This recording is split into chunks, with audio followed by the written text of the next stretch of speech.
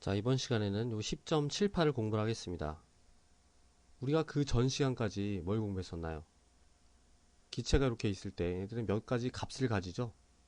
압력, 부피, 온도, 몰수 이런 것들을 가지는데 우리가 그 전에 공부했던 거는 이제 얘네들이 어떠한 관계를 가지고 있고 그 관계를 어떻게 식으로 나타낼 수 있느냐 이걸 봤었죠. 자, 우리가 10.78에서 지금 공부할 내용은 뭐냐면요. 얘네들이 어떻게 분자적인 관점에서 설명될 수 있느냐 이거예요.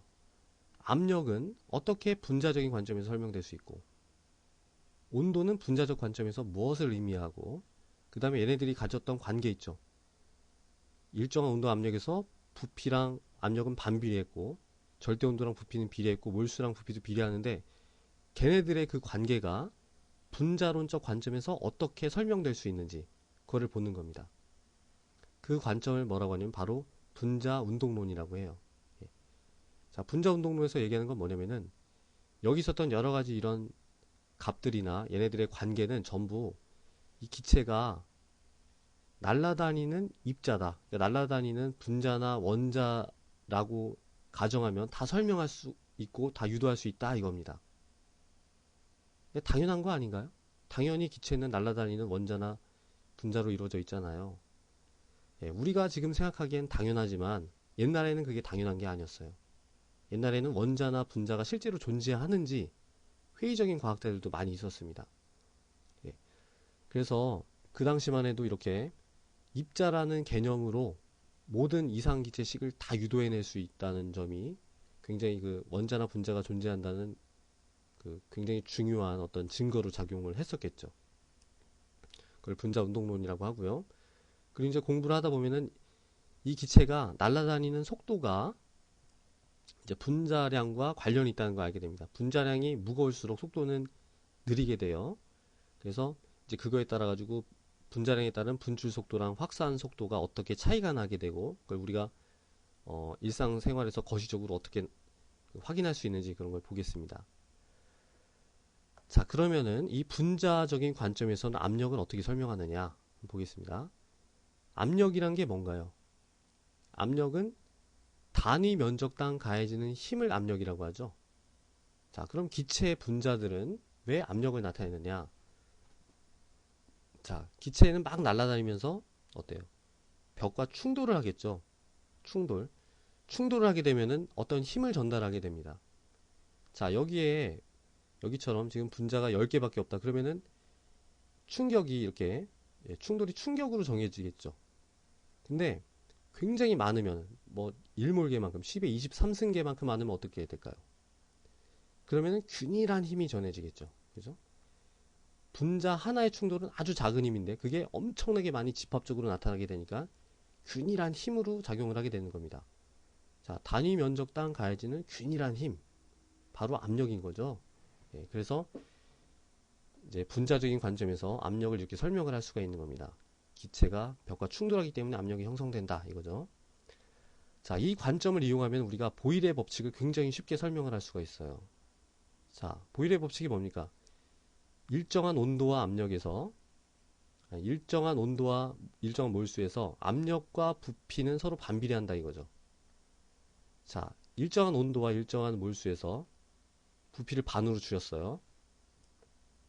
그럼 어떻게 될까요? 여기에 있는 기체들이 벽과 충돌하는데 더 자주 충돌할까요? 더 덜 충돌할까요? 그쵸. 더 자주 충돌하게 되겠죠. 왜냐면 더 좁은 공간에서 막 돌아다니는 거니까. 자, 몇 배 더 자주 충돌하느냐? 계산해보면요. 2배 더 자주 충돌합니다. 2배.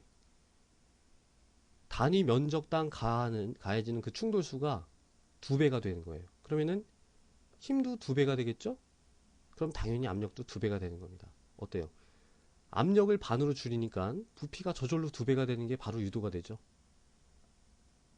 반대죠. 부피를 반으로 줄이면 압력이 2배가 되는 게 바로 유도가 됩니다. 마찬가지로 부피를 10배로 줄이면 압력은 10배로 늘어나게 돼요. 그래서 아무것도 아닌 것 같지만 이렇게 날아다니는 입자로 설명을 하면은 보일의 법칙이 깨끗하게 이렇게 설명이 되고 유도가 됩니다. 자, 그러면은 기체의 몰수가 많아지면 어떻게 될까요? 이상기체 상태 방정식에서 다른 조건이 다 똑같으면은 압력과 몰수는 비례하잖아요. 자, 입자의 개수가 많으면 어떨까요? 많으면 당연히 부딪히는 횟수가 더 많아지겠죠. 그러니까 압력도 그에 정비례해서 증가하게 됩니다. 자, 그러면은 그러니까 이 분자 운동론에서는 온도를 어떻게 설명하느냐, 이제 이게 되게 중요한데요. 온도를 어떻게 설명하느냐? 온도라는 것은 바로 분자의 운동 에너지의 척도다 이겁니다. 예. 얘네들이 날아다니면서 가지는 평균 운동 에너지가 있겠죠. 그 운동 에너지가 크면 클수록 그 개의 온도는 높다 이거예요. 쉽게 말하면은 온도가 높을수록 기체가 더 빨리 날아다닌다 이겁니다. 빨리. 자, 그러면은 이제 이따 자세하게 하겠지만은, 그러면은 온도가 높아지면은 왜 부피가 팽창하나요? 압력과 몰수가 일정할 때. 자, 온도가 올라가면은 얘네들이 더 빨리 날아다니게 되겠죠? 빨리 날아다니면 벽과 더 자주 더 많이 충돌하게 됩니다. 근데 압력이 일정하다면 그 부피가 당연히 늘어나야 되겠죠. 그죠? 그래서 그 절대 온도랑 부피가 비례하는 걸 우리가 알 수가 있고요. 만약에 부피가 일정하면 어떻게 될까요? PV는 nRT에서 부피가 일정하면 얘도 다 일정한 거죠. 압력과 절대 온도는 비례해요. 자, 여기서도 쉽게 설명이 될 수 있습니다. 온도가 높아지면 더 빨리 날아다니게 되죠. 그럼 더 자주 더 강하게 충돌하게 되고 당연히 그 충돌로 인한 압력도 더 커지게 되는 거죠. 예. 그래서 간단한 이런 걸로 다 이제 그 이상기체 식을 설명을 할 수가 있습니다. 자, 그러면은 이 온도는 운동 에너지의 척도라고 했는데요. 정확히 어떤 관계를 가지고 있는지 보겠습니다. 식으로 나타낼 수가 있는데요. 이상기체 일몰이 있을 때, 이상기체 일몰이라고 할 때 어떤 기체는 빨리 날아다니고 어느 순간에요. 어떤 기체는 어느 순간에 빨리 날아다니고 어떤 순간에 어떤 기체는 속도가 느리겠죠. 예, 왜냐면은 막 충돌을 하고 있는 거기 때문에 모든 기체가 다 똑같은 속도로 날아다니는 게 아니에요. 어떤 분포를 그리게 됩니다. 이제 이따가 우리가 그 분포를 보게 될 텐데요. 분포가 뭐든지 간에 일정한 어떤 그 얘네들이 가지는 전체 운동 에너지의 합이 있겠죠. 자, 이상기체 일몰이 가지는 전체 운동 에너지의 합을 이 K라고 썼을 때 이 운동 에너지의 합은 그 기체가 가지는 절대 온도에 비례한다 이거예요. 비례. 그리고 그 비례 상수는 바로 뭐냐면은 2분의 3 R입니다. 예, 2분의 3 R. 이 식은 우리가 상식적으로 알면 좋습니다. 예, 그래서 이 식을 이용해서 또 여러 가지가 유도가 되니까 이거는 꼭 알아두시기 바랍니다. 이상기체 1몰이에요. 예, 이상기체 1몰이 가지는 모든 운동 에너지의 합은 2분의 3 RT다 이겁니다. 자, 그럼 이 식은 뭘 의미하고 있는지 볼까요? 절대 온도가 2배가 되면은 운동 에너지는 몇 배가 됩니까? 그렇죠. 2배가 되는 거예요. 절대 온도가 10배가 되면은 운동 에너지도 전체 합이 10배가 됩니다. 자, 절대 0도에서는 그럼 운동 에너지가 뭐가 될까요? 이 식에 의하면 당연히 운동 에너지 자체도 0이 되는 거죠. 예. 자, 그럼 0K라는 것은 무슨 의미인 거예요? 0K. 절대 온도 0K는 무슨 의미냐면요. 모든 분자의 운동 에너지가 제로가 되는 그 온도를 얘기를 하는 겁니다. 어때요? 이렇게 날아다닐까요? 아니죠. 날아다니지도 않고 진동도 없습니다. 예, 전혀 운동 에너지가 없는 그 상태, 완전히 꽁꽁 얼어붙어 있는 상태죠. 그 온도가 바로 0K예요. 그러니까 꽁꽁 얼어 있는 것보다 더 운동 에너지가 작은, 더 낮은 온도는 있을 수가 없겠죠. 당연히. 그래서 0K라는 것은 절대 영도. 그러니까 이거보다 더 낮은 온도는 있을 수가 없는 겁니다. 정의상. 자, 그래서 이제 우리가 이렇게 온도에 따른 그 이상기체 일몰의 운동 에너지를 우리가 관계를 봤습니다. 얘는 이제 조금 더 자세하게 보면은요. 아까도 말씀을 드렸지만은 일정한 온도에서 기체가 어떤 기체는 빨리 날아다니고 어떤 기체는 천천히 날아다닐 거란 말이에요. 어떤 특정 시간에. 그럼 어떤 분포를 가지게 되겠죠. 그죠? 그래서 어떤 분포를 가지는가 그걸 한번 보겠습니다. 특정 온도에서 기체의 속도가 어떤 분포를 나타내는가를 나타내는 그래프입니다. 이거를 슈테판 볼츠만 곡선 이렇게 얘기를 하는데요. 자, 여기서는 뭐냐면 이제 특정 온도 0도씨나 아니면 100도씨에 대해서 얘기를 하는 건데요. 0도씨를 보죠. 0도씨에서 기체들이 어떤 거는 빠르고 어떤 건 느리겠죠. 근데 빠른 기체도 별로 없어요. 지금 X축은 그 분자의 속도입니다. 빠른 기체도 별로 없고 아주 느린 기체도 별로 없고 대부분 어떻습니까? 어떤 중간값에 이렇게 많은 기체가 머물러 있게 되죠. 자, 그리고 온도를 높이면 어떻게 되나요? 온도라는 것은 아까도 말씀드렸듯이 분자의 운동 에너지의 척도라고 그랬죠. 온도가 올라가게 되면은 전체적으로 속도가 빨라집니다. 자, 근데 온도가 2배 올라간다고, 절대 온도가 2배 올라간다고 해서 속도가 2배가 되는 건 절대로 아니죠. 예. 이따가 이제 그 관계는 저희가 보도록 하고요.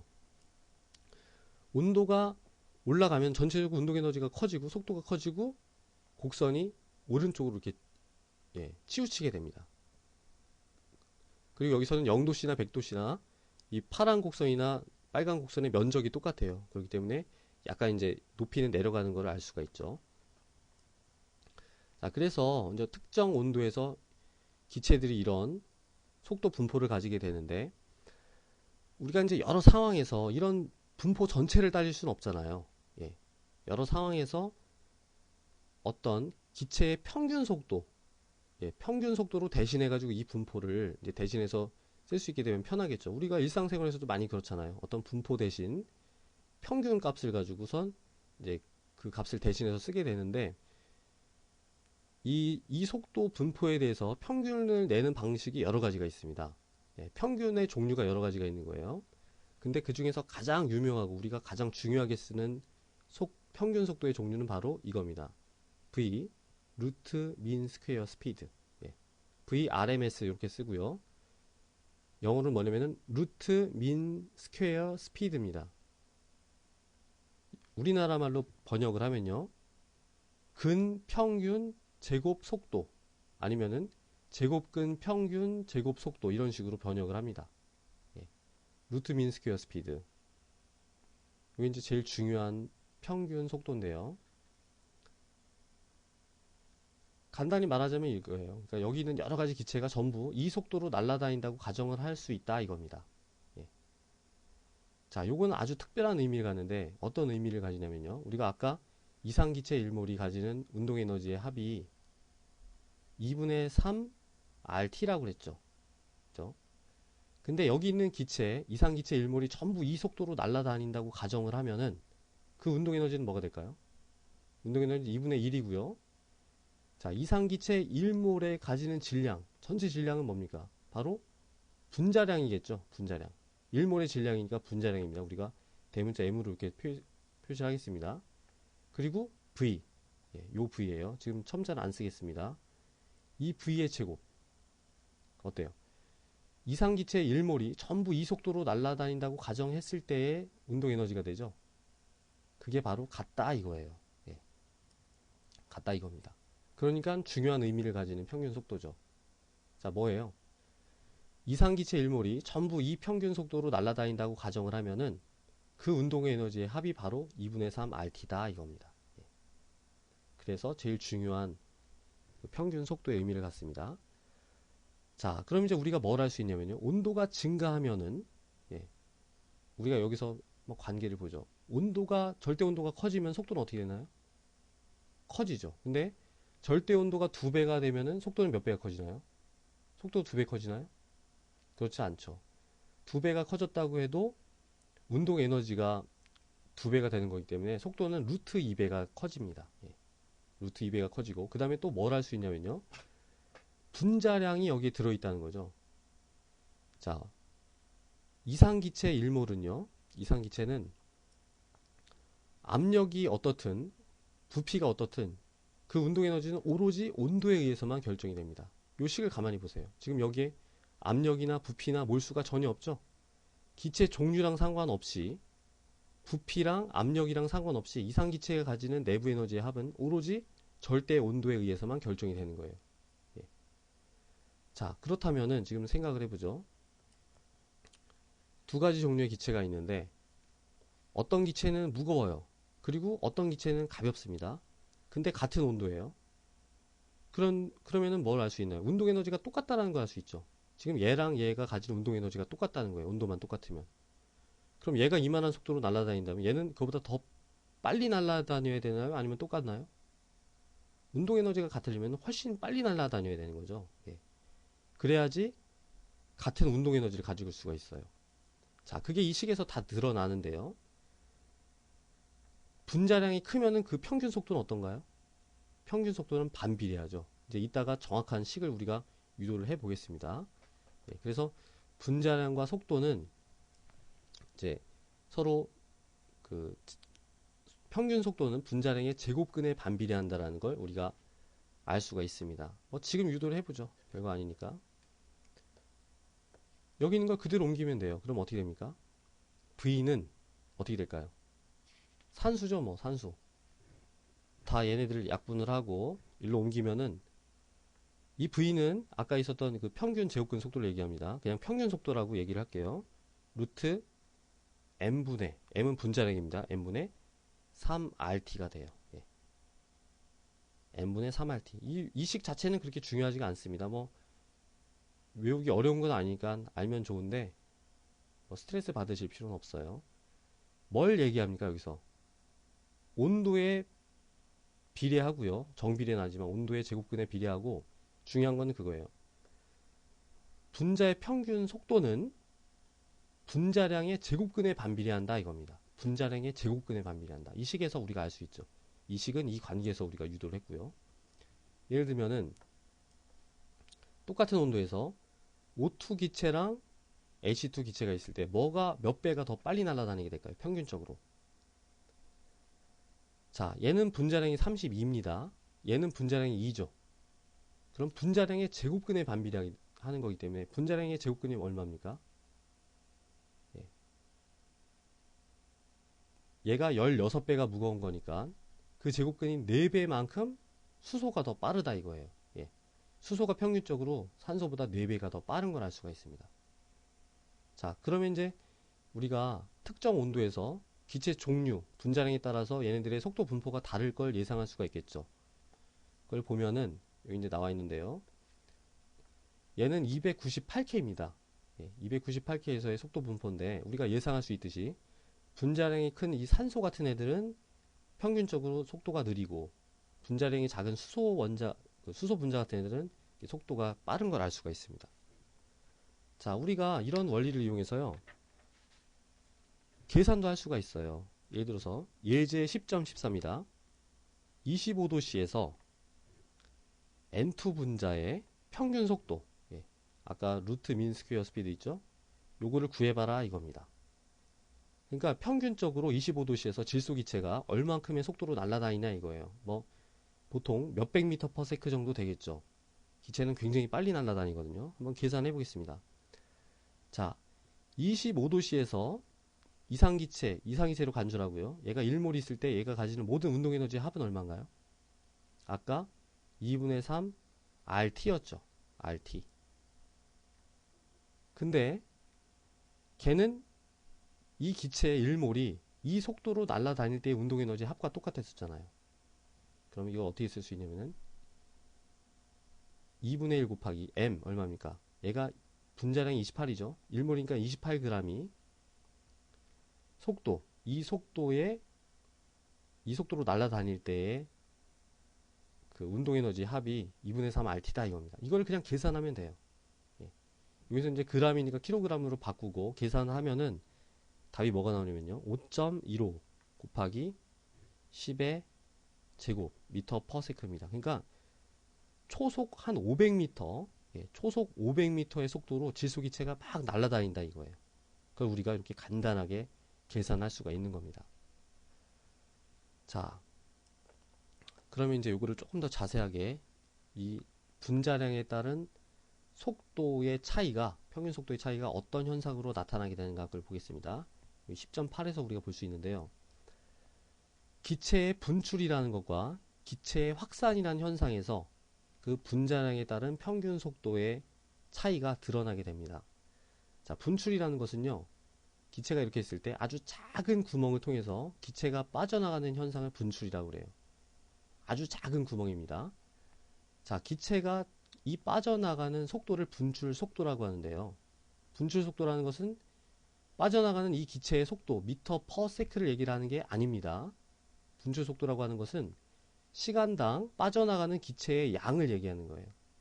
분출 속도가 크다라는 것은 시간당 빠져나가는 기체의 양이 많다는 겁니다. 그러니까 몰 퍼 세크라든가 아니면은 볼륨 퍼 세크 이런 식으로 이제 분출 속도는 정의가 되는 거예요.